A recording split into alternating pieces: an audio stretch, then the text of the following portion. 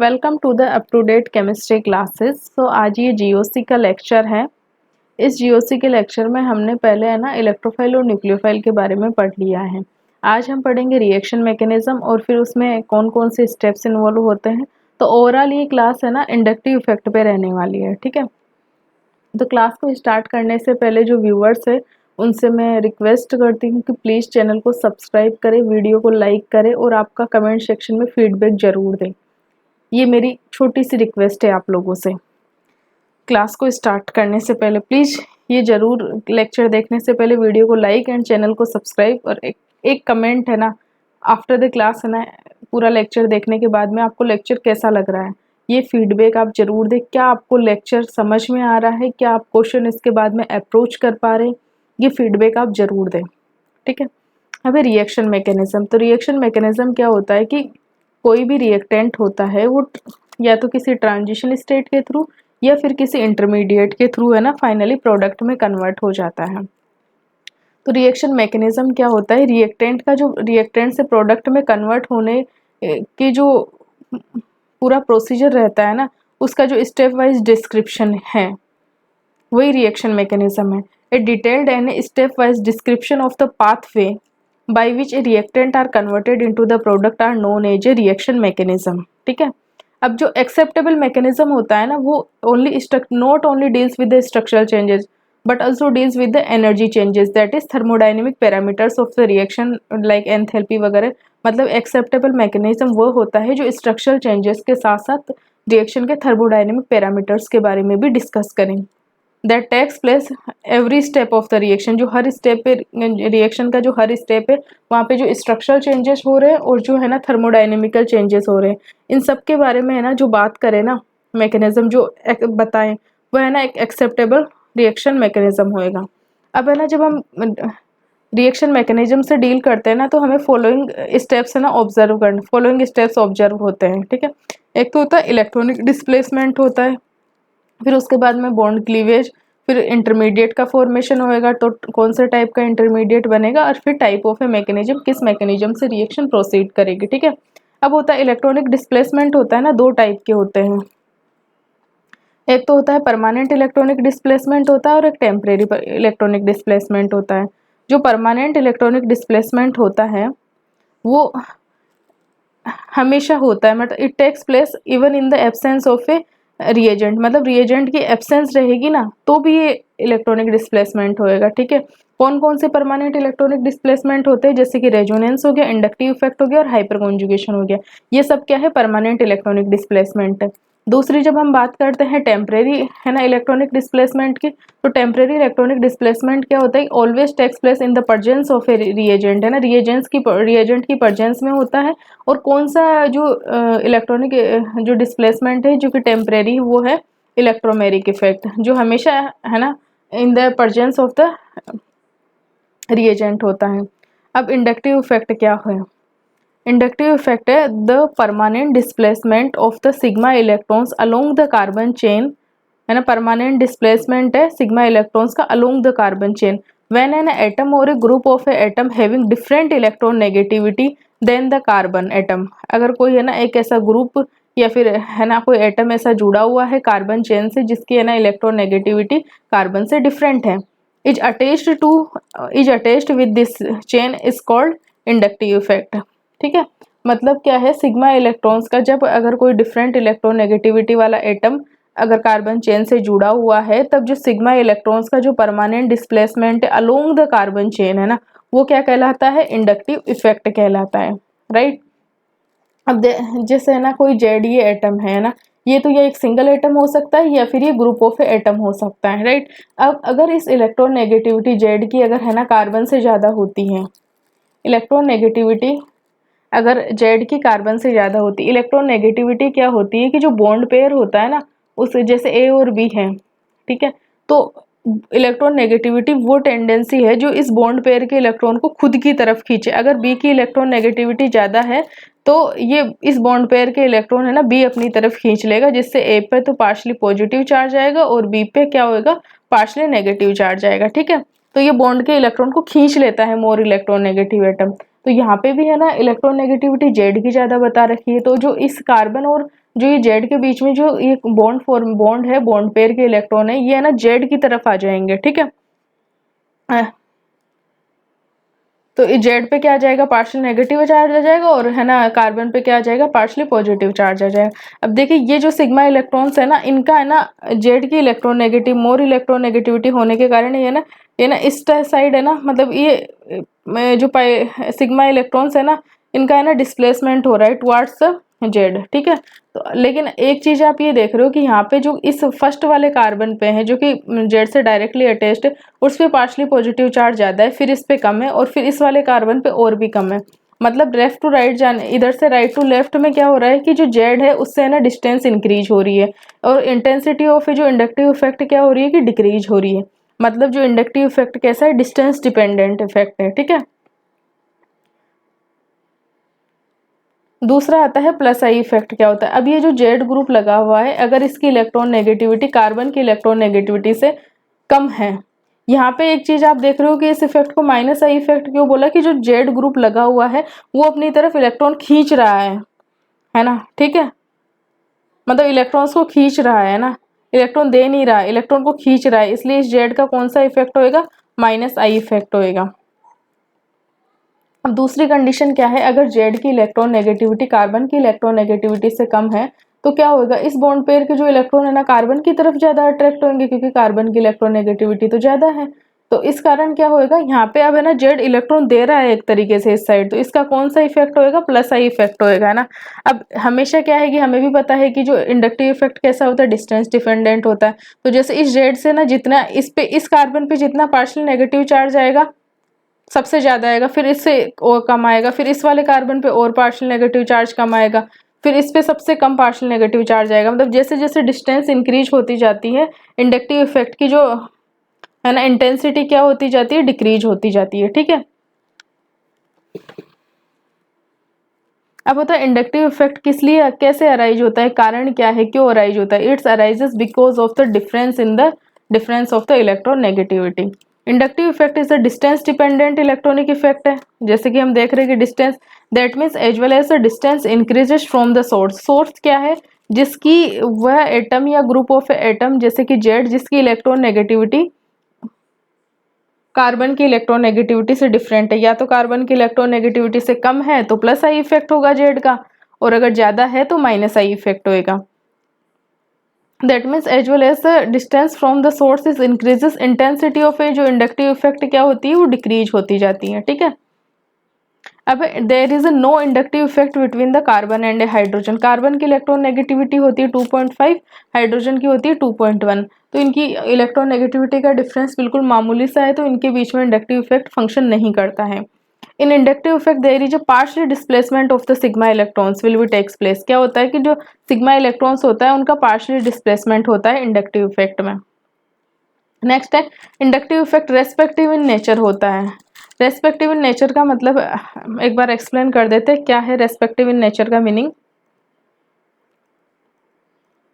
यहाँ पे देखिए बेंजीन रिंग है, इसका ये वाला जो कार्बन एटम है, ये जो कार्बन एटम है बेंजीन रिंग का, ये कैसा है, sp2 हाइब्रिडाइज्ड है। कैसा है ये कार्बन, sp2 हाइब्रिडाइज्ड है। और ये वाला कार्बन कैसा है, sp3 हाइब्रिडाइज्ड है। अब हमें पता है कि मोर परसेंट एस करेक्टर किस में है, sp2 वाले में है ना, क्योंकि 33% है, यहाँ पे 25% एस करेक्टर, तो मोर इलेक्ट्रॉन नेगेटिव कौन सा होगा, ये वाला कार्बन होएगा। तो मतलब मोर इलेक्ट्रॉन नेगेटिव इस वाले ये वाला जो बॉन्ड पेयर है टुवार्ड्स इस बेंजीन रिंग के ज्यादा नजदीक रहेगा, ठीक है। तो इसका कौन सा इफेक्ट हो गया, माइनस आई इफेक्ट हो गया। और जो ये साइक्लोहेक्सेन रिंग है इसका कैसा इफेक्ट हो जाएगा, प्लस आई इफेक्ट हो जाएगा, ठीक है। लेकिन अगर दूसरा एग्जाम्पल लेते, ये बेंजीन रिंग है, इसका ये कार्बन sp2 हाइब्रिडाइज्ड है, और इससे अगर ये एल्काइन ग्रुप लगा हुआ है जिसमें ये कार्बन कैसा है, sp हाइब्रिडाइज्ड है। अब यहाँ पे 50% एस करेक्टर है, यहाँ 33% है, तो जितने ज्यादा परसेंट एस करेक्टर उतने ही ज्यादा मोर इलेक्ट्रॉन नेगेटिविटी। तो इसका कैसा होगा, इस बॉन्ड ये ज्यादा इलेक्ट्रॉन, इसकी मोर इलेक्ट्रॉन नेगेटिव है ना, तो इस बॉन्ड पेयर के इलेक्ट्रॉन इस कार्बन के ज्यादा नजदीक रहेंगे, ठीक है। तो इसका इस वाले का ये जो ग्रुप है इसका कौन सा इफेक्ट लगेगा, इसका तो माइनस आई इफेक्ट लगेगा। और यहाँ पे है ना ये लेस इलेक्ट्रोनेगेटिव है तो इसका कौन सा इफेक्ट हो जाएगा, इस बेंजीन रिंग का प्लस आई इफेक्ट हो जाएगा। ठीक है, तो वही बेंजीन रिंग इस वाले में तो माइनस आई इफेक्ट लगा रही है, यहाँ पे प्लस आई इफेक्ट लगा रही है।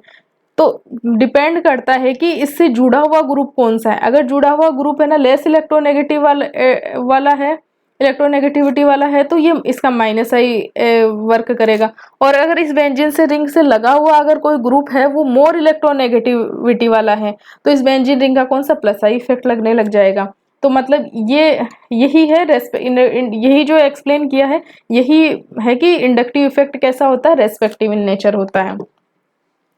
अब होता है इंडक्टिव इफेक्ट क्यों अराइज हो रहा है, difference in the electron negativity के कारण अराइज हो रहा है। ठीक है, अब वो डिफरेंस ऑफ इलेक्ट्रॉन नेगेटिविटी किस किस पे डिपेंड करता है ना, इलेक्ट्रॉन नेगेटिविटी किस किस पे डिपेंड करती है, नेचर ऑफ एलिमेंट पे और परसेंटेज करेक्टर पे। तो पहले हम देख लेते हैं कि नेचर ऑफ एलिमेंट है। अगर कोई एक एलिमेंट जेड है ना, अगर उसका है ना, अगर वही जेड एलिमेंट अगर है ना पॉजिटिवली चार्ज्ड है ना, मतलब तो वो है ना मोर इलेक्ट्रोनेगेटिव रहेगा।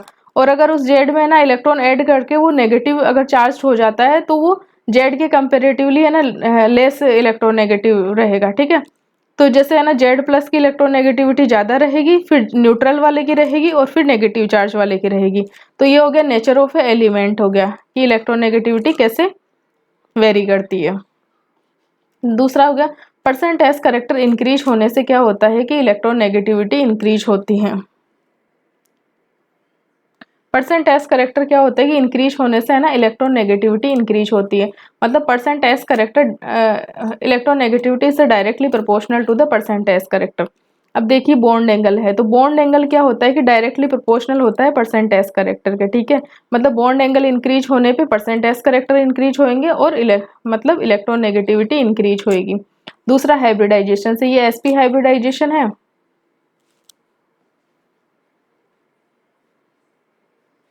ये sp हाइब्रिडाइजेशन, इसका sp2 हाइब्रिडाइजेशन है और sp3 हाइब्रिडाइजेशन में इसमें जो परसेंटेज करेक्टर है 50% है, 33% है और 25% है।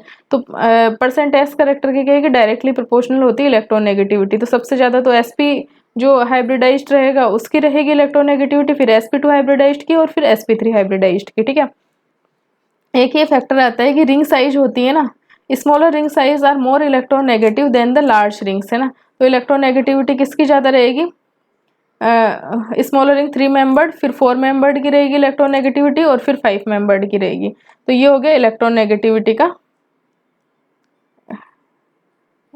जो ऑर्डर हो गया। ठीक है, अब जैसे कि ये है, ये 3 मेंबर्ड रिंग है और 4 मेंबर्ड रिंग है, तो इलेक्ट्रोनेगेटिविटी 3 मेंबर्ड वाले की ज़्यादा है, तो ये इसका है ना माइनस आई इफेक्ट वर्क करेगा और इसका कौन सा हो जाएगा, प्लस आई इफेक्ट होएगा। अगर 4 मेंबर्ड रिंग और 5 मेंबर्ड रिंग लगी हुई है तो इसकी इलेक्ट्रोनेगेटिविटी क्या है कि ज़्यादा है, मोर इलेक्ट्रोनेगेटिविटी है ना, तो इससे जो 4 मेंबर्ड रिंग का माइनस आई इफेक्ट वर्क करेगा और 5 मेंबर्ड का है ना प्लस आई इफेक्ट वर्क करेगा, है ना। ठीक है, तो यही क्या है रेस्पेक्टिव, है ना। अब यहाँ पे देखो 4 मेंबर ड्रिंक का है ना प्लस आई इफेक्ट वर्क कर रहा है इस वाले एग्जांपल में, और यहाँ पे 4 मेंबर ड्रिंक का माइनस आई इफेक्ट वर्क कर रहा है। तो मतलब क्या हो गया, inductive effect is respective in nature. Ring size देख रहे हैं 3 मेंबर्ड है, ये 4 मेंबर्ड है और 5 membered. Smaller the ring size more will be more electronegativity होगी। ठीक है, अब होता है टाइप ऑफ इंडक्टिव इफेक्ट, है ना। दो टाइप का इंडक्टिव इफेक्ट होता है। इंडक्टिव इफेक्ट कितने 2 टाइप्स का होएगा। ठीक है, एक तो प्लस आई इफेक्ट होएगा, अगर जो जेड अगर जुड़ा हुआ है, अगर उसकी इलेक्ट्रोनेगेटिविटी कार्बन से कम होएगी तो वो है ना कैसा इफेक्ट देगा, कार्बन चेन के साथ वो प्लस आई इफेक्ट होएगा उसका। और अगर उसकी इलेक्ट्रोनेगेटिविटी जेड की ज़्यादा रहेगी कार्बन से तो उसका कैसा इफेक्ट रहेगा, यहाँ पे इसका माइनस आई इफेक्ट वर्क करेगा, है ना। ठीक है, अब order of A plus I effect का ऑर्डर देख लेते हैं। तो प्लस आई इफेक्ट का ऑर्डर जब हम निकालते हैं तो ये देखिए कार्बन CH2 माइनस का सबसे ज़्यादा, फिर NH माइनस का और O माइनस का, है ना। ठीक है, और फिर CO माइनस का। तो यहाँ पे देखिए कार्बन, NH माइनस और O माइनस। ठीक है, तो यहाँ पे देख रहे हो कि अब यहाँ पे है ना नेगेटिव चार्ज तो है। ठीक है, मतलब इलेक्ट्रॉन ये जो है ना देने वाला तो है। ठीक है, अब कार्बन की इलेक्ट्रोनेगेटिविटी सबसे कम होती है, मतलब इसकी जो इलेक्ट्रॉन देने की जो टेंडेंसी रहेगी वो ज़्यादा रहेगी। फिर नाइट्रोजन की इलेक्ट्रोनेगेटिविटी थोड़ी सी ज़्यादा होती है, फिर ऑक्सीजन की इलेक्ट्रोनेगेटिविटी थोड़ी और ज़्यादा होती है। तो ये क्या हो जाएगा इनका प्लस आई इफेक्ट का ऑर्डर हो जाएगा। CH2 माइनस की सबसे ज़्यादा होगी, फिर NH माइनस की इलेक्ट्रोनेगेटिव प्लस आई इफेक्ट होगा, फिर O माइनस का होएगा। अब यहाँ पे देखिए O माइनस तो है ना, ऑक्सीजन पे नेगेटिव चार्ज तो है यहाँ पे, ठीक है, ये इलेक्ट्रॉन देने के लिए तो अवेलेबल है। लेकिन क्या है कि यहाँ जो CO ग्रुप है ना, वो इस इलेक्ट्रॉन का डिलोकलाइजेशन इस टाइप से भी हो जाएगा, तो इस जो ये नेगेटिव चार्जेस के कार्बन रिंग को देने की जो प्रोबेबिलिटी होगी ना, वो स्लाइटली क्या हो जाएगी, डिक्रीज हो जाएगी, ठीक है। तो ये इसका प्लस आई का ऑर्डर हो गया। अब है ना, एक प्लस आई का ऑर्डर ध्यान रखना है, 3 डिग्री, 2 डिग्री एल्केन और 1 डिग्री एल्केन, क्योंकि इसमें 3 एल्काइल ग्रुप रहेंगे, इसमें 2 एल्काइल ग्रुप रहेंगे। तो क्या ऑर्डर हो गया, 3 डिग्री, 2 डिग्री, 1 डिग्री एल्केन। एक हमें ध्यान रखना है TDH, है ना, प्लस आई इफेक्ट है, उसमें ऑर्डर ध्यान रखना है ना। ट्राइट्रियम का जो हाइड्रोजन के जो आइसोटोप है, ट्राइटियम, ड्यूटेरियम और हाइड्रोजन, तो ना ट्राइटियम का सबसे ज्यादा होता है, फिर D का होता है और फिर H का होता है। इसी का अगर है ना, जैसे कि ये मिथाइल हो गया, ठीक है, तो अगर इनमें है ना इसी प्रकार से, अब इसमें 3 T लगे हुए हैं ना, T3 है ना, ट्राइटियम लगे हुए 3 है ना, इसमें 3 हाइड्रोजन लगे हुए हैं, तो CT3 का है ना प्लस आई इफेक्ट ज्यादा होगा, फिर CD3 का होगा और फिर CH3 का होगा। ये हो गया प्लस आई इफेक्ट का ऑर्डर हो गया। अब इधर बात करते हैं order of A minus I effect, है ना। माइनस आई इफेक्ट का मतलब हो गया कि इलेक्ट्रॉन को खींचने की टेंडेंसी, ठीक है। तो जैसे कि यहाँ पे देखो ऑक्सीजन है, OF2 और OR2 है। अब यहाँ पे है ना ऑक्सीजन ऑक्सीजन तो दोनों में कॉमन है, ठीक है। तो यहाँ पे जो F लगा हुआ है ना, फ्लोरीन, इसकी इलेक्ट्रोनेगेटिविटी ज्यादा होती है, तो OF2 का जो माइनस आई इफेक्ट होगा वो OR2 से ज्यादा होएगा। नेक्स्ट अब देखो यहाँ पे ऑक्सीजन है, यहाँ पे नाइट्रोजन है, तो ऑक्सीजन की इलेक्ट्रोनेगेटिविटी ज्यादा होती है, तो इसका माइनस आई इफेक्ट ज्यादा होएगा कंपेरेटिव टू NF3, है ना। फिर NF नाइट्रोजन वाले कौन से हो गए, NF3, NCl3 प्लस, है ना, NF3 प्लस। यहाँ पे फ्लोरीन लगा हुआ है, तो NF3 प्लस वाले का जो माइनस आई इफेक्ट ज्यादा होएगा NCl3 प्लस वाले से, ठीक है। एक सेट ये ध्यान रखा। एक ये है NR3, ये इंपॉर्टेंट है, NR3 जो प्लस है इसका है ना माइनस आई इफेक्ट ज्यादा होता है देन NH3 प्लस से। इसको भी एक्सप्लेन कर देंगे, इसको एक्सप्लेन यहीं पे कर देते हैं कि जैसे है ना NR3 होता है ना, जैसे नाइट्रोजन है, ये इस पे 3 R ग्रुप लगे हुए हैं, ठीक है ना, और ये NH3 प्लस है, ठीक है।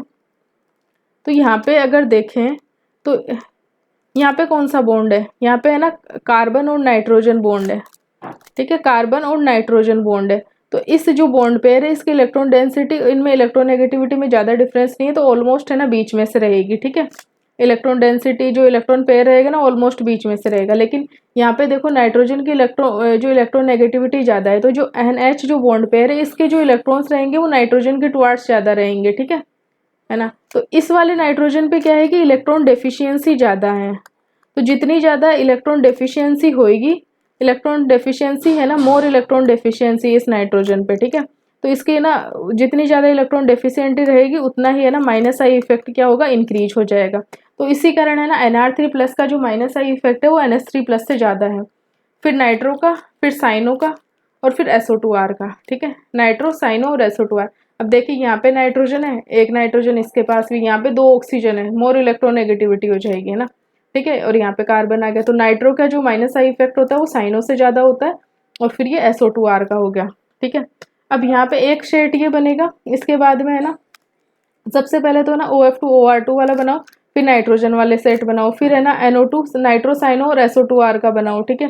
फिर उसके बाद में तीसरा सेट देखो एल्डिहाइड, कीटोन और कार्बोक्सिलिक एसिड। एल्डिहाइड का है ना जो माइनस आई इफेक्ट ज़्यादा होएगा कीटोन से, और कीटोन का ज़्यादा होएगा कार्बोक्सिलिक एसिड से। फिर है ना हेलोजेंस का बनाओ FCl अकॉर्डिंग टू है ना इलेक्ट्रोनेगेटिविटी, है ना, ठीक है। फिर है ना ये हो जाएगा एल्कोहल वाला आ जाएगा। OR का जो माइनस आई इफेक्ट होता है वो ज़्यादा होता है, सेम यही रीजन है, ये वाला जो रीजन है वही रीजन यहाँ पे फंक्शन कर रहा है, ठीक है। जैसे कि ये O और ये R बॉन्ड है ना, ठीक है। तो इस बॉन्ड के जो इलेक्ट्रॉन रहेंगे ना लगभग बीच में से रहेंगे, जबकि OH में क्या होएगा, इधर है ना OH में क्या होएगा, जो O और H का जो ये बॉन्ड पेयर है इसके इलेक्ट्रॉन ऑक्सीजन के टुवार्ड्स ज़्यादा रहेंगे, तो इस वाले ऑक्सीजन पे है ना इलेक्ट्रॉन डेफिशिएंसी रहेगी ज़्यादा, है ना, ठीक है। तो इसका जो माइनस आई इफेक्ट है ना OR वाले का ज़्यादा रहेगा। अब जैसे नेक्स्ट ये हो गया एल्काइन हो गया, यहाँ पे sp कार्बन है, फिर ये है ना बेंजीन वाला हो गया, बेंजिल हो गया, ठीक है। और फिर ये sp2 कार्बन वाला हो गया, और ये लास्ट है ना हाइड्रोजन वाला हो गया। तो एक बार ये माइनस आई इफेक्ट का हम ऑर्डर देख लेते हैं, क्या निकल के आया। माइनस आई इफेक्ट का ऑर्डर क्या निकल के आया हमारे यहाँ पे, सबसे पहले तो देखो OF2 प्लस का, फिर OR2 प्लस का, ठीक है। फिर आ जाएगा NF3 प्लस, है ना, नाइट्रोजन वाले, NCl3 प्लस, ठीक है। फिर NR3 प्लस, है ना, फिर NH3 प्लस, ठीक है। फिर उसके बाद में नाइट्रोजन वाले में ही जाना है, नाइट्रो का होएगा, फिर साइनो का होएगा और फिर SO2R का होएगा, ठीक है। फिर जाएंगे हम एल्डिहाइड का ज़्यादा होएगा कीटोन से, है ना, और फिर कार्बोक्सिलिक एसिड, ठीक है। फिर उसके बाद में हम देखेंगे FCl-BRI, इनका होएगा अकॉर्डिंग टू इलेक्ट्रॉन नेगेटिविटी। फिर इनसे कम किसका होएगा, ठीक है, इनसे कम होएगा हमारे फिर OR और OH आ जाएंगे, है ना, एल्कोहल वाले। फिर उसके बाद में अगर हम देखेंगे तो फिर आएगा एल्काइन वाला आ जाएगा। फिर एल्काइन के बाद में आ जाएगा हमारा जो बेंजीन, जो है ना, जो sp2 जो नॉर्मल कार्बन रहेगा sp2 हाइब्रिडाइज, उसका है ना बेंजीन वाले से मतलब कम रहेगा, ठीक है। फिर है ना नॉर्मल जो sp2 हाइब्रिडाइज्ड कार्बन आ जाएगा और लास्ट में हाइड्रोजन आ जाएगा। तो ये क्या हो गया, माइनस आई इफेक्ट का ऑर्डर हो गया। इसी तरह अगर हम प्लस आई इफेक्ट के ऑर्डर की बात करें तो वो क्या होगा, CH2 minus, NH minus, O minus, COO minus, फिर 3 degree alkane, 2 degree alkane, 3 degree alkane हो गया, 2 डिग्री एल्केन हो गया, 1 डिग्री एल्केन हो गया, 3 degree alkane, 2 degree alkane, 1 degree alkane हो गया, CT3 हो गया, CD3 हो गया और CS3 हो गया, ठीक है। और हो गया TDH, है ना। ये हो गया प्लस आई इफेक्ट का ऑर्डर हो गया, ठीक है। तो ये दोनों ऑर्डर रिमेंबर रखना जरूरी है क्योंकि फिर क्वेश्चन इसी से सॉल्व हो पाएंगे।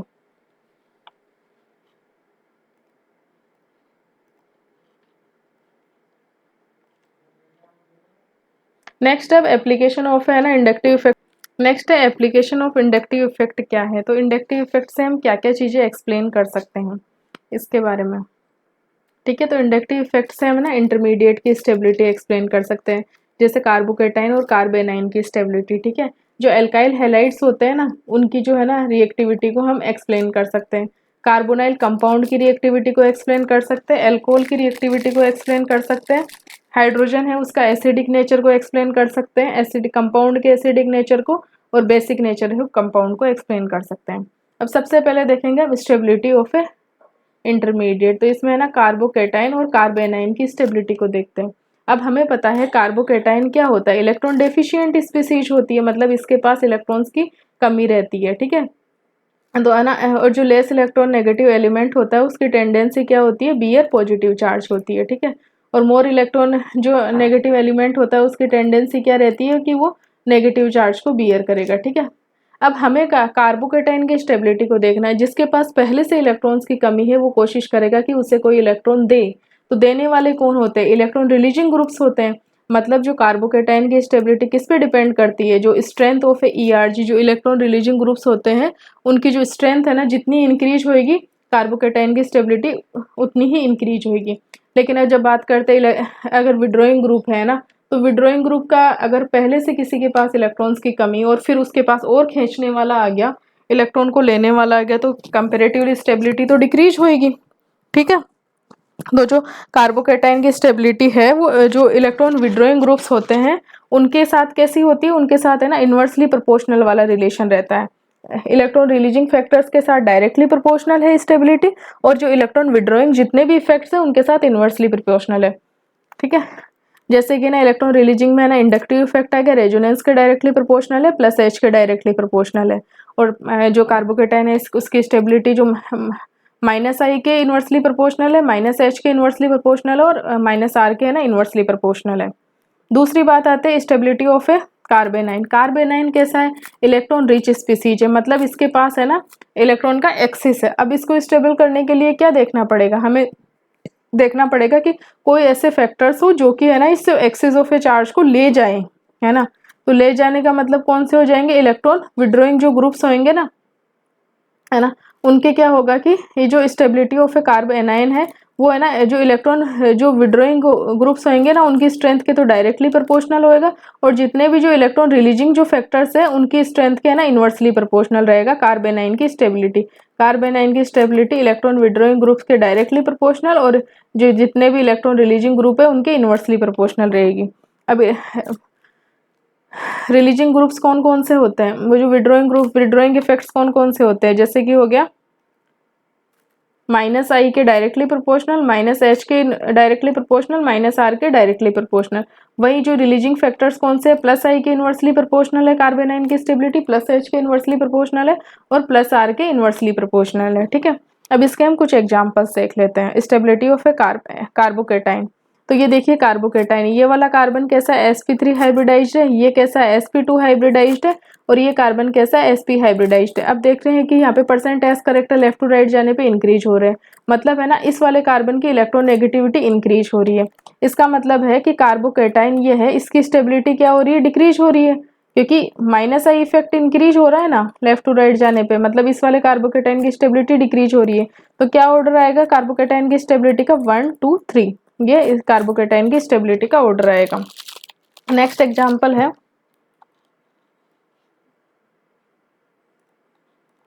ठीक है, नेक्स्ट एग्जांपल है ये साइक्लिक रिंग वाले है ना। तो यहाँ पे देखो स्मॉलर द रिंग है ना, लेफ्ट टू राइट जाने पे ना रिंग का साइज डिक्रीज हो रहा है, मतलब परसेंट एस करेक्टर क्या हो रही है कि इंक्रीज हो रहे हैं। ठीक है, परसेंट एस करेक्टर इंक्रीज हो रहा है मतलब इलेक्ट्रोनेगेटिविटी इंक्रीज हो रही है, मतलब -i इफेक्ट क्या हो रहा है, इंक्रीज हो रहा है।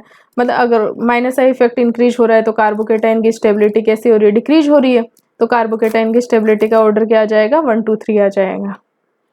नेक्स्ट एग्जांपल है, यहाँ पे देखिए ना, यहाँ पे ये एक एल्काइल ग्रुप है, इसमें ये 2 डिग्री कार्बोकेटाइन है, तो 2 एल्काइल ग्रुप है, इधर ये 3 एल्काइल ग्रुप है, ये 3 डिग्री कार्बोकेटाइन है।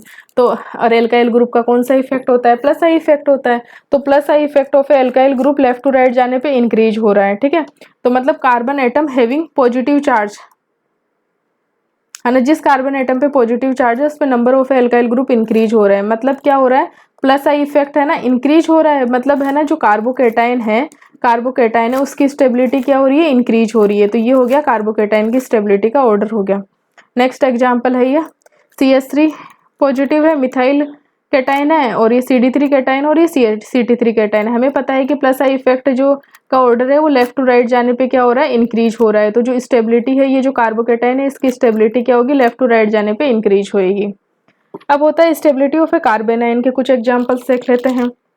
जैसे कि ये कार्बेनाइन है, ये कैसा sp हाइब्रिडाइज्ड कार्बन है, ये sp2 है और ये sp3 है। अब लेफ्ट टू राइट जाने पे क्या हो रहा है कि परसेंट एस करेक्टर इंक्रीज हो रहा है, तो क्या हो रहा है, इलेक्ट्रोनेगेटिविटी इंक्रीज हो रही है इस वाले कार्बन एटम की, इलेक्ट्रोनेगेटिविटी इंक्रीजेज मतलब -i इफेक्ट इंक्रीजेज। और हमारा कार्बेनाइन है, तो कार्बेनाइन की जो स्टेबिलिटी होती है वो तो जितने भी इलेक्ट्रॉन विड्रॉइंग ग्रुप होते हैं उनके डायरेक्टली प्रोपोर्शनल होती है, तो ये कार्बेनाइन की स्टेबिलिटी का ऑर्डर हो जाएगा। सिमिलरली लेफ्ट टू राइट जाने पे परसेंट एस करेक्टर स्मॉलर, जितना रिंग का साइज कम होगा उतने ही परसेंट एस करेक्टर बढ़ेंगे, तो परसेंट एस करेक्टर इंक्रीज होने पे इलेक्ट्रोनेगेटिविटी इंक्रीज हो रही है। इलेक्ट्रोनेगेटिविटी इंक्रीज होने का मतलब हो गया -i इफेक्ट इंक्रीज हो रहा है, मतलब लेफ्ट टू राइट जाने पे है ना जो स्टेबिलिटी ऑफ ए कार्बेनाइन क्या हो रही है, इंक्रीज हो रही है। ठीक है, नेक्स्ट एग्जांपल ये है, देखिए यहाँ पे है ना एक एल्काइल ग्रुप लगा हुआ है, यहाँ पे 2 एल्काइल ग्रुप लगे हुए और यहाँ पे 3 एल्काइल ग्रुप लगे हुए। जिस कार्बन पे नेगेटिव चार्ज है उससे लगे हुए एल्काइल ग्रुप्स की संख्या लेफ्ट टू राइट जाने पे इंक्रीज हो रही है, मतलब +i इफेक्ट इंक्रीज हो रहा है लेफ्ट टू राइट जाने पे, तो उसके कारण क्या होगा, कार्बेनाइन की स्टेबिलिटी तो डिक्रीज होगी। तो ये कार्बेनाइन की स्टेबिलिटी का ऑर्डर हो गया। नेक्स्ट इसमें भी क्या है, लेफ्ट टू राइट जाने पे है ना +i इफेक्ट इंक्रीज हो रहा है। ठीक है, +i इफेक्ट इंक्रीज हो रहा है, तो मतलब कार्बेनाइन के जो स्टेबिलिटी है वो है ना डिक्रीज होएगी, तो स्टेबिलिटी का ऑर्डर ये आ जाएगा। तो ये था stability of a carbocation and a carbanion explained by the inductive help of the inductive effect. How inductive effect affects the stability of a intermediate. Next application है reactivity of a carbonyl compound. Since carbonyl compound क्या होते हैं कि electrophilic in nature होते हैं, सो these are, ये क्या होता है कि जो नेगेटिव ये डबल बॉन्ड के इलेक्ट्रॉन है ना ऑक्सीजन की तरफ शिफ्ट हो जाते हैं और यहाँ पे पार्शली पॉजिटिव चार्ज क्रिएट हो जाता है। सो कैसे होते हैं, ये इलेक्ट्रोफिलिक इन नेचर हो गया, so these are attacked by the nucleophile, इन पे अटैक करता है एंड है ना न्यूक्लियोफिलिक एडिशन रिएक्शन देता है। जैसे ये न्यूक्लियोफाइल इस पे अटैक करा है, इस कार्बन पे, इस पे पार्शली पॉजिटिव चार्ज है क्योंकि ये पाई बॉन्ड के इलेक्ट्रॉन तो ऑक्सीजन की इलेक्ट्रोनेगेटिविटी ज़्यादा है तो इस साइड शिफ्ट हो जाएंगे, तो फिर इसके बाद में ये न्यूक्लियोफाइल इस पे जुड़ जाता है और फिर बाद में इलेक्ट्रोफाइल इस O- से जुड़ जाएगा, तो ये है ना प्रोडक्ट है ना एडिशन प्रोडक्ट मिलेगा। अब है ना, अब हम देख रहे हैं कि कार्बन पे जितना ज़्यादा पॉजिटिव चार्ज इंक्रीज होएगा उतना ही ज़्यादा मतलब है ना, जितना ज़्यादा पॉजिटिव चार्ज रहेगा रिएक्शन की रेट ऑफ रिएक्शन है ना, देखो ये अगर आरडीएस स्टेप देखे ना तो न्यूक्लियोफाइल का अटैक है, तो मतलब इस पे जितना, इस कार्बन पे पॉजिटिव चार्ज जितना बढ़ेगा रेट ऑफ रिएक्शन या आरडीएस है ना वो उतनी ही ज़्यादा होगी, रेट ऑफ रिएक्टिविटी उतनी ही ज़्यादा होगी।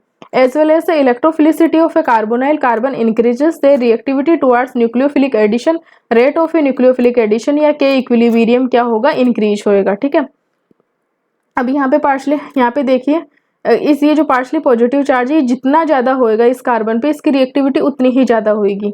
अब देखिए यहाँ पे 2 हाइड्रोजन है, यहाँ पे एक मिथाइल ग्रुप है, ठीक है, और यहाँ पे 2 मिथाइल ग्रुप है। तो यहाँ पे ये देख रहे हैं कि ये मिथाइल ग्रुप इलेक्ट्रॉन देगा, तो मतलब ये जो पार्शली पॉजिटिव चार्ज है इसकी वैल्यू कम होएगी। यहाँ पे पार्शली पॉजिटिव चार्ज इतना है तो यहाँ पे पार्शली पॉजिटिव चार्ज इतना ही रहेगा। यहाँ पे यहाँ पे एक एल्काइल ग्रुप इलेक्ट्रॉन देने वाला था, यहाँ पे 2 एल्काइल ग्रुप इलेक्ट्रॉन देने वाले हैं, तो इस पे जो पार्शली पॉजिटिव चार्ज क्या होगा और भी कम हो जाएगा। ठीक है, तो लेफ्ट टू राइट जाने पे क्या होता है, plus I effect of alkyl group increase हो रहा है, so electrophilicity of a carbonyl carbon decrease हो रही है, सो रेट एंड रिएक्टिविटी या फिर के इक्विलिब्रियम क्या हो रहा है, डिक्रीज हो रहा है।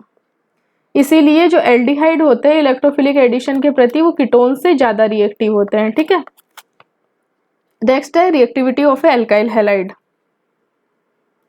नेक्स्ट है एल्काइल हैलाइड्स की रिएक्टिविटी को है ना, तो जो AgX होता है ना, जो Ag होता है ना, AgNO3 होता है। ठीक है, AgNO3 में जो Ag है ना, सिल्वर है, उसकी टेंडेंसी होती है हेलोजन कैरी करने की है ना। ठीक है, तो अगर ये ना एल्काइल हैलाइड में ना AgNO3 का अगर सॉल्यूशन मिक्स करते हैं तो जो 1 डिग्री एल्काइल हैलाइड होते हैं ना वो AgX की पीपीटी नहीं देंगे, 2 डिग्री जो एल्काइल हैलाइड होंगे वो भी AgX की पीपीटी नहीं देंगे। ठीक है, लेकिन जो 3 डिग्री एल्काइल हैलाइड होंगे ना वो है ना AgNO3 के साथ AgX का पीपीटी दे देंगे। ठीक है, AgX का पीपीटी दे देंगे, बिकॉज जो यहाँ पे है ना इस बॉन्ड का जो क्लीवेज होने के बाद में जो बनने वाला जो कार्बोकेटाइन है वो कैसा है, 3 डिग्री है, मतलब ये मोर स्टेबल है। ठीक है, तो एल्काइल हैलाइड्स में जो RX बॉन्ड ब्रेक होएगा उसका जो रिएक्टिविटी ऑर्डर होगा, बनने वाला जो कार्बोकेटाइन का जो स्टेबिलिटी ऑर्डर क्या होता है, 3 डिग्री, 2 डिग्री और 1 डिग्री, ये है ना कार्बोकेटाइन का स्टेबिलिटी ऑर्डर होता है। तो कार्बोकेटाइन का जितना ज़्यादा स्टेबिलिटी होएगा AgX के साथ, मतलब है ना जो एल्काइल हैलाइड होगा ना उसकी रिएक्टिविटी उतनी ही ज़्यादा रहेगी। तो AgX के साथ अगर पीपीटी देखते तो 3 डिग्री एल्काइल हैलाइड देगा, 2 डिग्री, और ये रिएक्टिविटी ऑर्डर हो गया एल्काइल हैलाइड्स का। ठीक है, 3 डिग्री, 2 डिग्री, 1 डिग्री। 3 डिग्री जो एल्काइल हैलाइड होगा वो AgNO3 के साथ AgX की पीपीटी देगा। ठीक है, और जो 2 डिग्री और 1 डिग्री जो एल्काइल हैलाइड होगा वो AgX का पीपीटी नहीं देगा। नेक्स्ट है रिएक्टिविटी ऑफ ए अल्कोहल। तो अल्कोहल में क्या होता है कि 2 टाइप के बॉन्ड क्लीवेज होता है, एक तो है ना OH बॉन्ड क्लीवेज होएगा, इससे क्या बनेगा RO माइनस और H प्लस है ना। अब RO माइनस है मतलब एक तरीके से नेगेटिव चार्ज बन रहा है। ठीक है, तो इसका स्टेबिलिटी ऑर्डर हम देखेंगे ना, तो नेगेटिव चार्ज वालों को तो है ना क्या स्टेबिलिटी ऑर्डर आएगा, 1 डिग्री, 2 डिग्री, 3 डिग्री आएगा ना। भाई ये जो एल्काइल ग्रुप है अगर ये 1 डिग्री रहेगा तो लेस प्लस आई लगेगा ना। ठीक है, तो ये ज़्यादा स्टेबल रहेगा। तो OH जो बॉन्ड ब्रेक होगा ना इसका रिएक्टिविटी ऑर्डर क्या रहेगा इस टाइप वाली रिएक्शंस का, 1 डिग्री, 2 डिग्री, 3 डिग्री अल्कोहल। ठीक है, और जिन रिएक्शंस में ये जैसे ये आर हो गया, यहाँ पे ये ऑक्सीजन, ये जो CO बॉन्ड ब्रेक हो रहा है ना, इस CO बॉन्ड के ब्रेक होने से क्या बन रहा है, कार्बन पे पॉजिटिव चार्ज आ रहा है और इस पे ये क्या हो रहा है, प्लस OH माइनस के फॉर्म में ये निकल रहा है। ठीक है, तो इसका है ना ये क्या बन रहा है, एज ए कार्बोकेटाइन बन रहा है। ठीक है, तो इसका है ना जितना ज़्यादा स्टेबिलिटी इंक्रीज होएगा उतना ही ज़्यादा है ना रिएक्टिविटी है ना CO बॉन्ड, जिसमें जिन रिएक्शंस में CO बॉन्ड ब्रेक हो रहा है उनकी रिएक्टिविटी बढ़ेगी। तो ये है ना इसकी स्टेबिलिटी कब बढ़ेगी, 3 डिग्री अल्कोहल की ज़्यादा होएगी, 2 डिग्री अल्कोहल की फिर उससे कम, और फिर 1 डिग्री अल्कोहल की सबसे कम होएगी। तो जिन रिएक्शंस में है ना CO बॉन्ड ब्रेक हो रहा है ना उनका रिएक्टिविटी ऑर्डर तो है ना अल्कोहल्स का 3 डिग्री, 2 डिग्री, 1 डिग्री रहेगा, और जिन अल्कोहल्स में ना OH बॉन्ड ब्रेक हो रहा है उनका जो रिएक्टिविटी ऑर्डर रहेगा 1 डिग्री, 2 डिग्री, 3 डिग्री अल्कोहल्स का। ठीक है, ये तो थी हमारी अंडरस्टैंडिंग की हमें ना एग्जाम में कैसे हमें थोड़ा याद रखने में दिक्कत ना है, लेकिन इसकी जो एक्चुअल एक्सप्लेनेशन है वो क्या है, जैसे कि है ना अब हमें पता है कि किसी भी बॉन्ड में अगर पोलैरिटी होती है ना, जितनी ज़्यादा पोलैरिटी होएगी वो है ना उतना ही ज़्यादा उसकी रिएक्टिविटी होगी, मतलब polarity directly proportional to the reactivity. अब यहाँ पे देखिए ये है RCH2, ये O और ये H, ठीक है।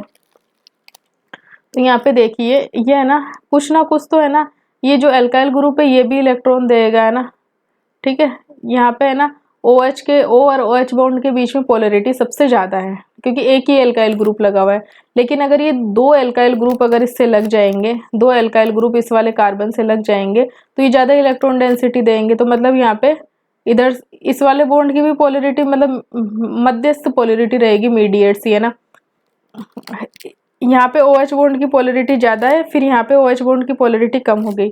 जब यहाँ पे 3 एल्काइल ग्रुप इलेक्ट्रॉन देने के लिए आ जाएंगे ना, तो यहाँ पे क्या होगा कि ये ज़्यादा इलेक्ट्रॉन देगा, है ना, कार्बन की साइड से ऑक्सीजन की तरफ। और तो क्या होगा कि यहाँ पे OH की तरफ से OH बॉन्ड वाले इलेक्ट्रॉन्स है ना, ये यहाँ पे है ना कम खींचेगा कंपेरेटिवली, ठीक है।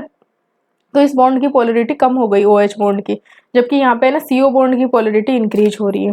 तो लेफ्ट टू राइट जाने पे हम देखते हैं कि चार्ज सेपरेशन इन OH बॉन्ड क्या हो रहा है कि डिक्रीज हो रहा है। तो पोलरिटी ऑफ OH बॉन्ड क्या हो रही है, डिक्रीज हो रही है, राइट। देन क्या होगा कि जो रिएक्टिविटी है ना, OH बॉन्ड की जो रिएक्टिविटी है, जिन रिएक्शंस में OH बॉन्ड का ब्रेक हो रहा है उनकी रिएक्टिविटी क्या हो रही है, डिक्रीज हो रही है। तो करेक्ट ऑर्डर हो गया 1 डिग्री, 2 डिग्री और 3 degree alkyl halide alcohol, sorry, है ना। ये इन रिएक्शंस, इन एल्कोहल्स का रिएक्टिविटी ऑर्डर हो गया। जिन रिएक्शंस में CO बॉन्ड का ब्रेक हो रहा है, ठीक है, जिन रिएक्शंस में CO बॉन्ड का ब्रेक हो रहा है, तो हम देख रहे हैं कि लेफ्ट टू राइट जाने पे है ना चार्ज सेपरेशन CO बॉन्ड में इंक्रीज हो रहा है, मतलब है ना CO बॉन्ड की पोलरिटी इंक्रीज हो रही है। जैसे जैसे पोलरिटी इंक्रीज होगी उसकी रिएक्टिविटी इंक्रीज होगी, ठीक है। तो जिन रिएक्शंस में CO बॉन्ड का ब्रेक होएगा उसमें जो रिएक्टिविटी ऑर्डर रहेगा 3 डिग्री, 2 डिग्री, 1 डिग्री एल्कोहल, ठीक है। अब इसको है ना, ये तो था इसकी जो रिसर्च के बेसिस पे जो इसकी एक्चुअल एक्सप्लेनेशन है, ये हमें ध्यान कैसे रखना है, तो ये तरीका था एग्जाम में अगर कंफ्यूजन हो तो ध्यान रखने का तरीका ये, ठीक है। अब है जिन रिएक्शंस में है ना OH बॉन्ड का क्लीवेज होता है ना, रिएक्टिविटी ऑर्डर क्या रहेगा 1 डिग्री, 2 डिग्री, 3 डिग्री एल्कोहल। अब कौन कौन सी रिएक्शन होती है, एल्कोहल का एसिडिक नेचर को एक्सप्लेन करना, एस्ट्रिफिकेशन रिएक्शन, एसाइलेशन रिएक्शन, टोसाइलेशन, ब्रोसाइलेशन, मिसाइलेशन, ट्रिफ्लेशन। इन सब रिएक्शंस में क्या होता है, OH बॉन्ड ब्रेक होता है एल्कोहल का, ठीक है। कुछ जो जिन रिएक्शंस में ना CO बॉन्ड का क्लीवेज होता है उनमें रिएक्टिविटी ऑर्डर क्या रहता है एल्कोहल का 3 डिग्री, 2 डिग्री और 1 डिग्री। कौन कौन सी, जिस रिएक्शन विद PCl5, इनसे है ना एल्काइल हैलाइड बनेगा एल्कोहल के साथ रिएक्शन करके, PCl3 के साथ, थायोनिल क्लोराइड के साथ रिएक्शन, और है ना मिनरल एसिड HX के साथ रिएक्शन, जैसे कि HCl, HBr, इन सब के साथ रिएक्शन। अब वो रिएक्शन देख लेते हैं, एसिडिक नेचर देख लेते हैं, ठीक है। एल्कोहल का क्या होगा कि कोई बेस आएगा, ये है ना H+ आयन को लेगा, सॉरी H+ आयन को लेगा, तो यहाँ पे ये कॉन्जुगेट बेस बन जाएगा, ठीक है। अब इस कॉन्जुगेट बेस की स्टेबिलिटी इंक्रीज होएगी ना, तो है ना इस ये जो कॉन्जुगेट एसिड है इसकी एसिडिटी इंक्रीज हो जाएगी। अब ये कॉन्जुगेट बेस कैसा है कि नेगेटिव, मतलब एनाइन है, ठीक है। तो एनाइन की जो स्टेबिलिटी किस पे डिपेंड करती है, इलेक्ट्रॉन विड्रॉइंग जो ग्रुप्स होंगे उस पर डिपेंड करेगी। तो स्टेबिलिटी किस पे डिपेंड करेगी, कॉन्जुगेट बेस के directly proportional to the electron withdrawing groups and inversely proportional to the electron releasing groups, ठीक है। तो इलेक्ट्रॉन विड्रॉइंग ग्रुप्स कौन कौन से होंगे, -I के डायरेक्टली प्रोपोर्शनल रहेगी कॉन्जुगेट बेस की स्टेबिलिटी, -R के और -H के, ठीक है। और +I, +R और +H के है ना इनवर्सली प्रोपोर्शनल रहेगी, ठीक है। तो मतलब जो एसिडिक नेचर होएगा ना एल्कोहल का, वो strength of electron withdrawing group के डायरेक्टली प्रोपोर्शनल होगा और strength of electron releasing group के इनवर्सली प्रोपोर्शनल होएगा, ठीक है। अब जैसे ये कोई मेटल्स है, सोडियम, पोटेशियम, लिथियम, है ना, एल्कली मेटल्स है ना, तो ये क्या करेंगे कि है ना इससे ना H+ को ले जाएंगे, H2 के है ना H+ को रिमूव करके ये हाइड्रोजन गैस यहाँ पे इवॉल्व होगी और ये एल्कोक्साइड बन जाएगा, ठीक है। और सिमिलरली NaH है, KH है, तो इस कंडीशन में भी क्या होएगा, है ना ये जो OH बॉन्ड का ब्रेक होएगा और यहाँ पे है ना H2 गैस रिमूव होएगी और ये एल्कोक्साइड बन जाएगा। अब बता, arrange the following alcohols in decreasing order of their acidic nature, है ना, इनको है ना एसिडिक नेचर के डिक्रीजिंग ऑर्डर में अरेंज करना है। तो यहाँ देखो +I इंक्रीज हो रहा है, यहाँ पे ये एल्काइल ग्रुप और बड़ा हो रहा है, यहाँ ये एल्काइल ग्रुप और बड़ा हो रहा है। तो देख रहे हैं कि 1 से 4 तक जाने में है ना +I इफेक्ट इंक्रीज हो रहा है, मतलब एसिडिक नेचर क्या होगा, है ना डिक्रीज होएगा, क्योंकि कॉन्जुगेट बेस की स्टेबिलिटी डिक्रीज होएगी, है ना। Stability of A conjugate base decreases, so acidic nature है ना डिक्रीज होएगा। तो एसिडिक नेचर का क्या ऑर्डर हो जाएगा, 1 2 3 4 हो जाएगा।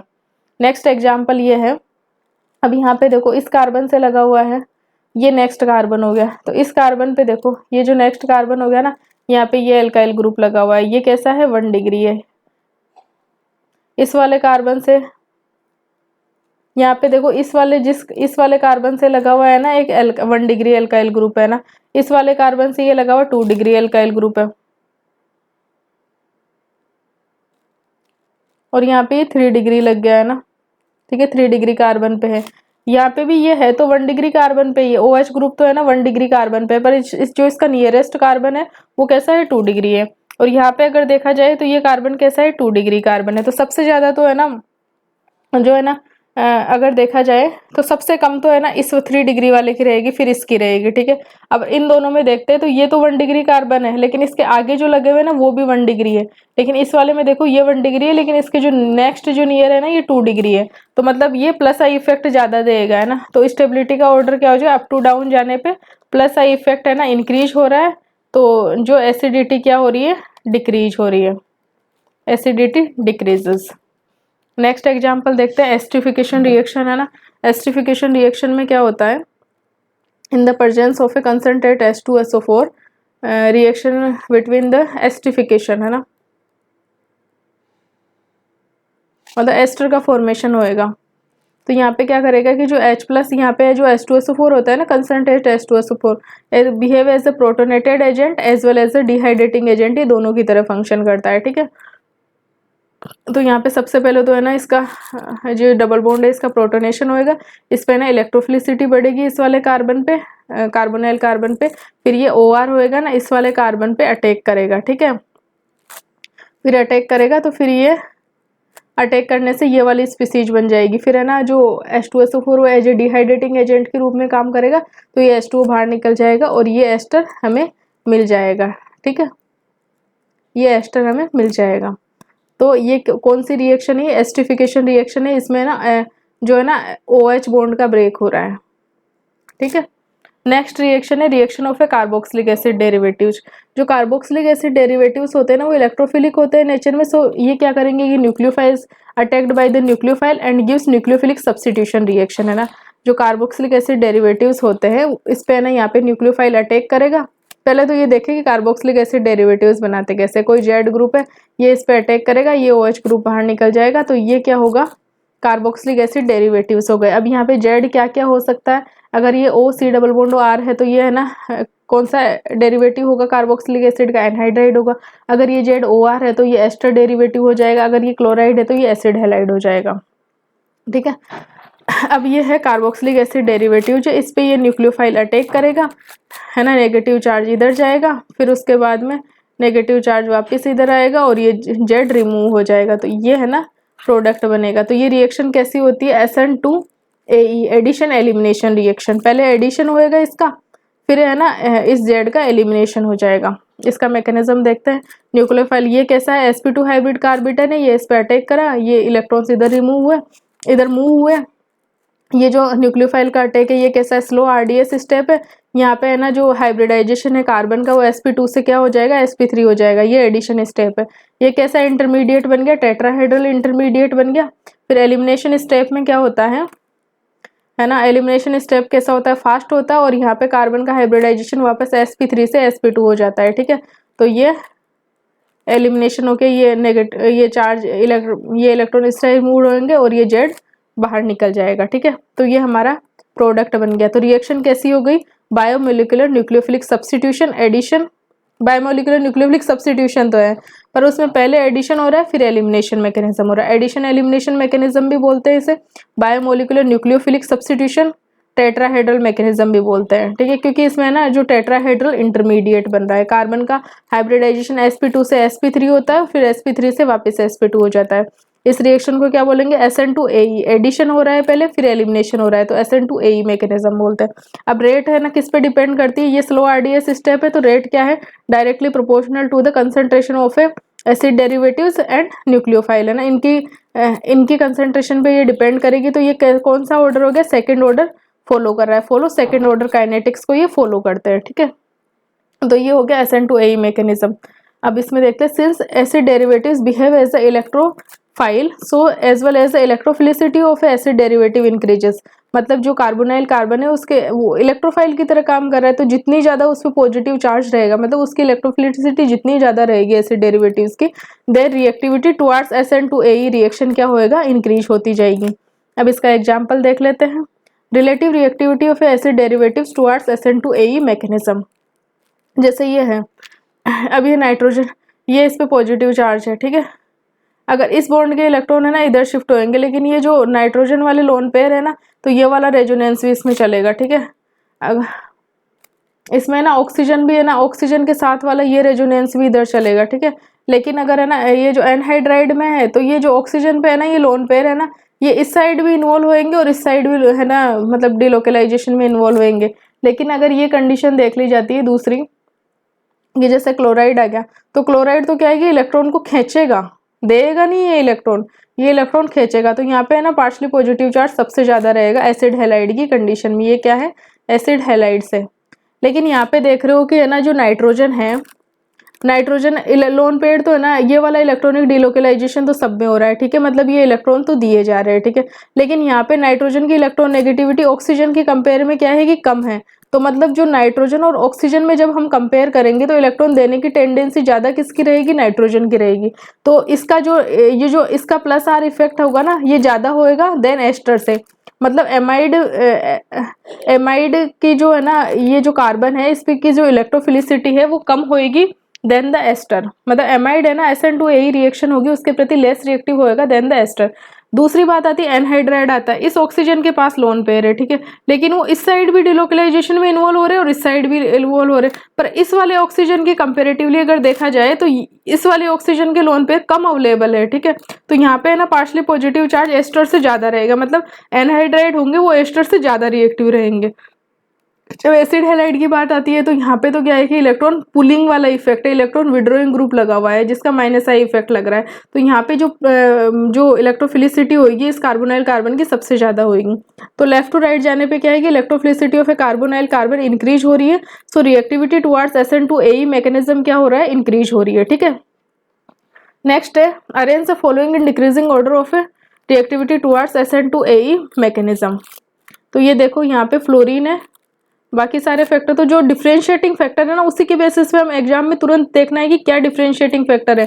तो यहाँ पे देखो हैलाइड्स है ना, FCl Bri, तो इनकी इलेक्ट्रोनेगेटिविटी के अकॉर्डिंग हमें ना देख लेंगे कि इलेक्ट्रोनेगेटिविटी फ्लोरीन की सबसे ज्यादा होगी, मतलब इस वाले कार्बन पे इलेक्ट्रोफिलिसिटी सबसे ज्यादा होगी, फिर इलेक्ट्रोनेगेटिविटी के अकॉर्डिंग डिसाइड होगा, फिर से क्लोरीन की, फिर ब्रोमीन की और फिर आयोडाइड की। तो रिएक्टिविटी क्या हो जाएगी, 1 2 3 4 हो जाएगी।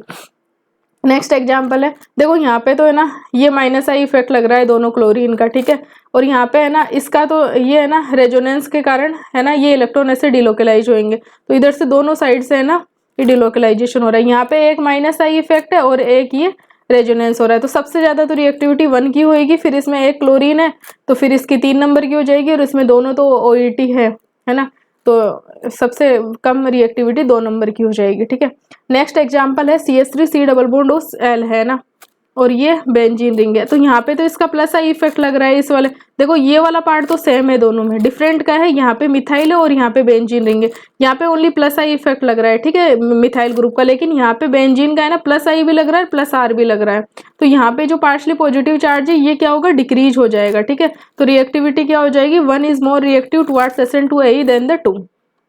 नेक्स्ट एग्जाम्पल है, देखो ये वाला फैक्टर इतना तो ये कॉमन है, कॉमन वाली चीज को मत देखो, है ना। डिफरेंट क्या कर रहा है, देखो यहाँ पे ये ग्रुप है, यहाँ पे NO2 लगा हुआ है और यहाँ पे OMe लगा हुआ है, ठीक है। ऑक्सीजन सब में है, तो ये वाले इलेक्ट्रॉन तो सब दे रहा है, इधर से ये इलेक्ट्रॉन सब दे रहा है ना। यहाँ पे तो अब इस ऑक्सीजन के इलेक्ट्रॉन को इधर डिलोकलाइजेशन में क्या ये इन्वॉल्व कर सकता है, मिथाइल नहीं कर सकता, लेकिन है ना इस वाले में ये जो ऑक्सीजन के जो इलेक्ट्रॉन है इधर भी डिलोकलाइजेशन में इन्वॉल्व हो सकते हैं। मतलब ये तो सबसे लीस्ट रिएक्टिव हो गया, ठीक है।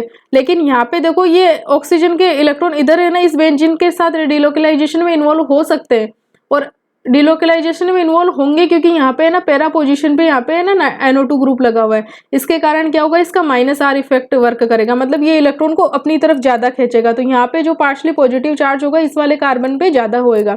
फिर इस पे और कम, इस पे इसके कंपेरेटिवली कम रहेगा और इस वाले कार्बन पे सबसे कम पार्शली पॉजिटिव चार्ज रहेगा।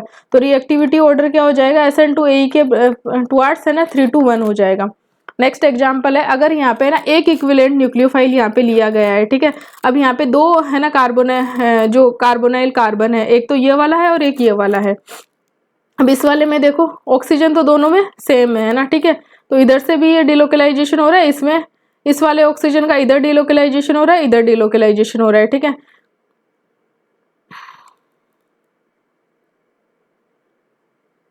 तो इस वाले ऑक्सीजन का तो डिफरेंशिएटिंग फैक्टर नहीं होएगा, ठीक है। ये वाला तो इस वाले कार्बोनाइल के लिए भी है ना अपने इलेक्ट्रॉन दे रहा है डिलोकल रेजोनेंस के लिए, और इस ये वाले जो लोन पेयर है इधर भी है ना रेजोनेंस में इन्वॉल्व हो रहे हैं, मतलब ये तो डिफरेंशिएटिंग फैक्टर नहीं है। यहाँ पे ये देखिए प्लस आर है और यहाँ पे इसका है ना प्लस आर लग रहा है, ठीक है। लेकिन यहाँ पे तो जो पाई बॉन्ड के इलेक्ट्रॉन है ना प्लस आर में इफेक्ट में है ना इन्वॉल्व हो रहे हैं, ठीक है। और यहाँ पे है ना जो लोन पेयर है ना बिल्कुल फ्री है, वो वाले है ना जो रेजोनेंस में इन्वॉल्व हो रहे हैं। तो जो फ्री वाले बिल्कुल इलेक्ट्रॉन होते हैं ना वो है ना रेजोनेंस में ज्यादा इन्वॉल्व होंगे देन कि कोई है ना इलेक्ट्रॉन है ना किसी बॉन्डिंग में है, जैसे कि पाई बॉन्ड में है ना कुछ तो बंधे हुए हैं वो इलेक्ट्रॉन। तो plus R of a non bonding electron is greater than the plus R of a pi bonded electrons, है ना। तो यहाँ पे है ना पार्शली पॉजिटिव चार्ज कम रहेगा और यहाँ पे पार्शली पॉजिटिव चार्ज थोड़ा ज्यादा रहेगा कंपेरेटिव टू दिस, है ना। तो ये न्यूक्लियोफाइल कहाँ पे अटैक करेगा, इस वाले कार्बन पे न्यूक्लियोफाइल अटैक करेगा। तो इस वाले कार्बन पे न्यूक्लियोफाइल अटैक करेगा और SN2AE मैकेनिज्म होगी, ये पूरा ग्रुप बाहर निकल जाएगा। तो ये है ना प्रोडक्ट बन गया, ठीक है, ये प्रोडक्ट बन गया। तो इस प्रकार से हम है ना देख सकते हैं कि कौन से कार्बोनाइल कार्बन की, जिस कार्बोनाइल कार्बन की इलेक्ट्रोफिलिसिटी जितनी ज्यादा होगी उसकी है ना SN2AE के टुवार्ड्स रिएक्टिविटी उतनी ही ज्यादा होगी। नेक्स्ट है reactivity of a sulphonic acid derivative, just like carboxylic acid derivative की तरह ही है। ये क्या है, सल्फोनिक ग्रुप है, ठीक है। अगर इसका जो OH है अगर जेड से रिप्लेस कर दिया जाए तो ये जो बनेगा ये क्या हो जाएगा, सल्फोनिक एसिड डेरिवेटिव्स बन जाएंगे, ठीक है। ये RSO3H क्या था, ये सल्फोनिक एसिड था, और अगर ये जो OH ग्रुप है इसका RSO2Z, ये क्या हो जाएगा, सल्फोनिक एसिड डेरिवेटिव हो जाएगा। अब ये जेड क्या क्या हो सकते हैं, Cl Br I हो सकते हैं, तो ये है ना सल्फोनिल हैलाइड हो जाएगा एक तरीके से। और अगर OR है तो अगर ये जेड ग्रुप OR है तो ये क्या कहलाएंगे, सल्फोनेट्स कहलाएंगे, मतलब ester of a sulphonic acid, ठीक है। अब sulphonic acid derivatives are also electrophilic in nature, so these are attacked by the nucleophile and gives the nucleophilic substitution reaction just like the acid derivatives. तो है ना nucleophile इस पे attack करेगा, फिर ये ऑक्सीजन के इलेक्ट्रॉन इस साइड मूव होंगे, फिर यहाँ पे नेगेटिव चार्ज आएगा, फिर ये इलेक्ट्रॉन इधर मूव होंगे और ये एल जो लिविंग ग्रुप होगा निकल जाएगा और ये हमारे पास फाइनल प्रोडक्ट बनेगा, ठीक है। और मैकेनिज्म कौन सी होगी, वो एडिशन एलिमिनेशन मैकेनिज्म होगी SN2A। यहाँ पे ये कार्बन कैसा है, पहले sp3 कार्बन है, फिर ये है ना न्यूक्लियोफाइल अटैक करेगा इस पे और ये RDS स्टेप होएगा, एडिशन स्टेप होएगा। इस कार्बन जो ये सल्फर है इसका हाइब्रिडाइजेशन sp3 से क्या हो जाएगा, sp3D हो जाएगा, ठीक है। यहाँ पे इसका हाइब्रिडाइजेशन, फिर जो एलिमिनेशन स्टेप कैसा होगा, फास्ट होएगा, तो हाइब्रिडाइजेशन सल्फर का sp3 से वापिस sp3D से वापिस है ना sp3 हो जाएगा। अब रेट है ना, ये स्लो RDS स्टेप है, तो रेट किस पे डिपेंड करेगी, जो सल्फोनिक एसिड डेरिवेटिव्स है उसकी कंसंट्रेशन पे और न्यूक्लियोफाइल की कंसंट्रेशन पे, मतलब कैसे रिएक्शन कैसी फॉलो हो रही है, सेकेंड ऑर्डर काइनेटिक्स को फॉलो कर रही है। नेक्स्ट असाइलेशन रिएक्शन है, फिर टोसाइलेशन, ट्रिफ्लेशन है, फिर थाइनोइल क्लोराइड के साथ है, फिर एसिडिक नेचर ऑफ ए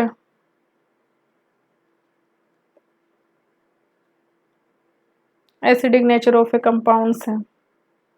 तो इस लेक्चर को हम इतना ही रखते हैं, बाकी जैसे है ना जैसे एसाइलेशन रिएक्शन, टोसाइलेशन, ब्रोसाइलेशन, मिसाइलेशन, ये रिएक्शन आगे देख लेंगे, फिर एक लेक्चर में हम एसिडिक जो नेचर है उसको देख लेंगे, ठीक है। फिर बेसिक नेचर भी है तो काफ़ी लंबा हो जाएगा लेक्चर, तो इस लेक्चर को तो हम यहीं तक रहने देते हैं, जो कार्बोनाइल कंपाउंड्स की है ना रिएक्टिविटी तक। फिर नेक्स्ट जो होगा ना उसमें हम ना असाइलेशन, टोसाइलेशन, ब्रोसाइलेशन, मिसाइलेशन, ट्रिफ्लेशन, ये रिएक्शन देख लेंगे। CO बॉन्ड क्लीवेज की, OH बॉन्ड क्लीवेज की रिएक्शन है ना ये चल रही है। फिर उसके बाद में ना जो CO बॉन्ड क्लीवेज की रिएक्शन PCl5 PCl3 वो देख लेंगे एक लेक्चर में। फिर एसिडिक नेचर वगैरह का भी चैप्टर काफ़ी बड़ा है, एसिडिक नेचर, बेसिक नेचर, तो वो सब 3-4 लेक्चर्स में ये चीज़ें कंप्लीट कर दी जाएगी। So thank you so much for watching this video and after the lecture को एंड करने से पहले I request to all my viewers, please subscribe to the channel and please comment section में अपना फीडबैक जरूर दें, it's very important. Thank you so much for watching this video.